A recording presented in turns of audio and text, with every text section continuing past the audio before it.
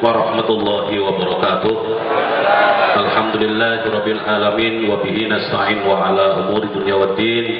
Wassalatu wassalamu ala asrofil anbiya'i wal mursalin wa ala alihi wa sahbihi ajma'in.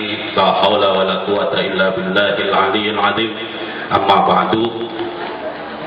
Yang saya hormati Ketua PCNU Kabupaten Brebes Bapak Haji Atoilah, yang saya hormati para kiai, Kiai Fathuddin, Kiai Daud Fatoni, Kiai Badruddin, banyak sekali ini ya.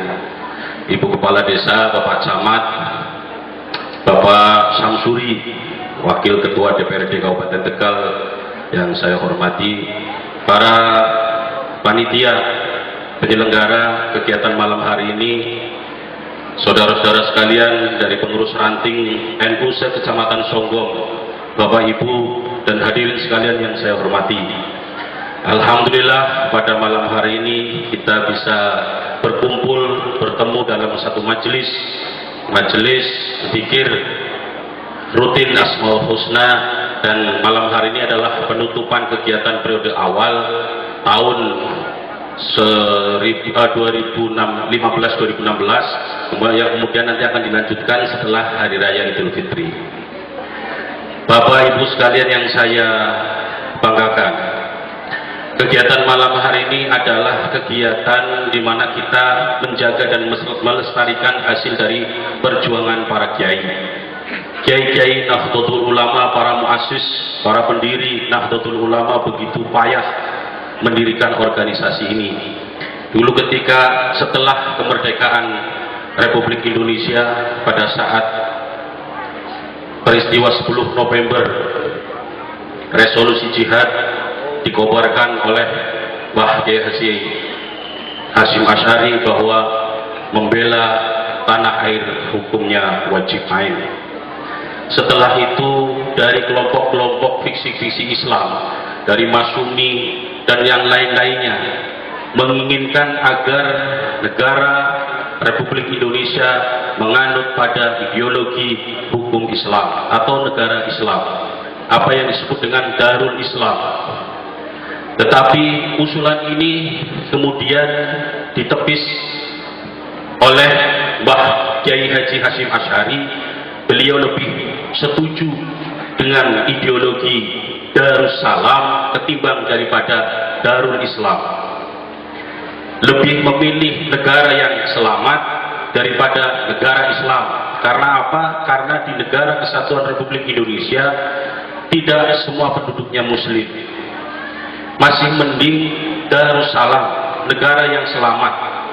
Saya ketemu dengan salah satu mahasiswa dari UIN Yogyakarta, anak perempuan, datang ke kantor. Ini adalah orang itu, perempuan itu adalah aktivis Hizbut Tahrir. Tetapi dia sendiri cerita bahwa ayah dan ibunya dan seluruh nenek moyangnya itu adalah dari Nahdlatul Ulama. Nah, gadis ini itu lebih setuju dengan sistem khilafah yang sedang digembor-gemborkan di negara Kesatuan Republik Indonesia sekarang ini. Kenapa para kiai menyampaikan dakwahnya tentang NKRI harga mati yang dicetuskan oleh Habib Lutfi bin Yahya? Bahkan setiap kali pengajian harus diwajibkan mengumandangkan lagu Indonesia Raya. Ini karena kondisinya sudah sangat mengkhawatirkan. Di Indonesia ada gerakan kanan, ada gerakan kiri. Gerakan kanan ini seperti Hizbut Tahrir, Wahabi, dan beberapa kelompok-kelompok yang lebih cenderung menggunakan sistem radikalisme, kekerasan. Kemudian gerakan kiri sekarang sudah mulai bermunculan. Bapak dan Ibu sekalian sering membaca di media, lambang Palu Arit sekarang sudah mulai muncul kembali. Palu Arit sudah muncul kembali, kemarin mengadakan rapat resmi di Purbalingga. Benderanya resmi Palu Arit, kaosnya resmi Palu Arit. Ini gerakan kiri. Jadi kita ini sedang dikepung, dan Indonesia hanya bisa berlandas kepada Nahdlatul Ulama, karena hanya Nahdlatul Ulama yang masuk dan berada di garis tengah atau yang kita sebut dengan ummatan wasaton. Tetapi implementasi dari ummatan wasaton ini, Kiai Said Akil Siraj mengamanatkan kepada seluruh warga NU di seluruh Indonesia untuk tidak menjadi penonton. Ummatan wasaton ini harus berani masuk ke tengah-tengah. Berani masuk ke tengah-tengah, kalau ibarat lapangan sepak bola, maka harus berani menjadi pemain, bukan hanya sebagai penonton yang hanya bisa menyorahi. Artinya menjadi penengah, ada posisi camat diambil, ada posisi bupati diambil, ada posisi gubernur diambil, begitu seterusnya sampai pada posisi presiden. Dan Bapak Ibu sekalian harus bangga bahwa presiden kita Joko Widodo itu sudah resmi dan memiliki kartu Nahdlatul Ulama. Kita patut khawatir. Saya ketemu dengan perempuan tersebut ngotot supaya apa? Indonesia ini harus dirubah dengan menggunakan sistem khilafah.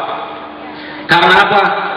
Karena tegaknya negara ini tidak menggunakan dengan hukum syariat Islam, sehingga persoalan korupsi, persoalan kriminalitas tidak akan pernah berhenti. Saya balik bertanya kepada anak tersebut, saya minta contohkan tidak lebih dari 2, saya tidak minta dicontohkan 3, saya minta contohkan 1 negara saja yang menggunakan sistem khilafah yang hidupnya damai dan aman. Di Timur Tengah tidak ada yang damai, maka kita patut syukuri hidup di Indonesia ini dengan apa yang dicetuskan oleh Kiai Haji Hasyim Asy'ari, Darul Salam. Kita bisa khusyuk melaksanakan sholat jamaah, bisa khusyuk melaksanakan sholat Jumat, bisa khusyuk mendatangi majelis taklim, bisa khusyuk mendatangi pengajian-pengajian. Kalau di Timur Tengah baru takbir Allahu Akbar, bomnya meledak. Banyak sekali masjid-masjid yang diledakkan. Itu sama-sama Tuhannya Allah, Nabinya Muhammad, sama-sama itu. Di Cirebon pernah terjadi di Masjid Mapolres Kota Cirebon, lagi Jumatan meledak. Itu ada orang yang salah satunya adalah aktivis dari HTI membawa bom bunuh diri. Ketika sholat Jumat bomnya meledak dan di samping-sampingnya itu meninggal. Jadi kalau ada orang yang datang membisiki, mengajak sama Bapak dan Ibu sekalian, mari kita sepakat untuk melaksanakan hukum Islam, sekaligus juga ideologinya dirubah menjadi ideologi Islam. Jangan mau. Di Timur Tengah pakainya hukum Islam semua, tapi tidak pernah damai. Ribut terus, anak-anak umur 5 tahun, 2 tahun, 3 tahun, 4 tahun, mati sia-sia. Baru lulus SD sudah disuruh ngangkat senjata. Tidak pernah selesai. Terus dia ngomong lagi, Pak, ini karena tidak menggunakan hukum Islam, Pak. Padahal Majelis Ulama Indonesia sudah memfatwakan bahwa riba itu haram. Tetapi kenapa di Indonesia tetap saja melaksanakan riba? Saya bilang, akad mana, transaksi keuangan mana di zaman sekarang yang tidak terlilit oleh riba? Akad mudorobah, akad murobahah, bahkan akad bisa manil ajil, semuanya terlilit oleh persoalan riba. Karena apa? Bank-bank syariah di Indonesia semuanya bergantung pada bank-bank konvensional. Tidak ada bank syariah yang berdiri sendiri. Sirkulasi keuangannya sama dengan bank-bank konvensional, dan itu pasti mengandung riba. Jadi saya sarankan, Pak, kalau seumpamanya pengen hidup tanpa riba di Indonesia, hiduplah di tengah hutan. Makanlah apa yang tumbuh di hutan dan minumlah dari sumber mata air gunung langsung. Itu semuanya halal. Tersenyum, Pak, tega-teganya ngomong seperti itu. Jadi Bapak Ibu sekalian, ini adalah melestarikan tradisi yang sudah dibangun puluhan tahun oleh para muassis, Kiai Hasyim Asy'ari, Kiai Wahab Hasbullah, Kiai Bisri Samsuri, dan kiai-kiai yang lain. Kalau kita apatis, masa bodoh dengan kader-kader kita, maka akan dimasuki oleh mereka-mereka yang lebih cerdas. Mereka berani baca buku. Dan Kiai Said ngomong sendiri, aktivis ISIS, orang-orang yang menganut pada radikalisme Islam, Islam keras, itu kalau malam sholat malam, kalau siang pada puasa. Sampai yang kalah, saya juga kalah. puasanya ngelut sembahyang bengi nanti sah. Tapi ini aktivis-aktivis yang seperti itu malamnya sholat, siangnya puasa.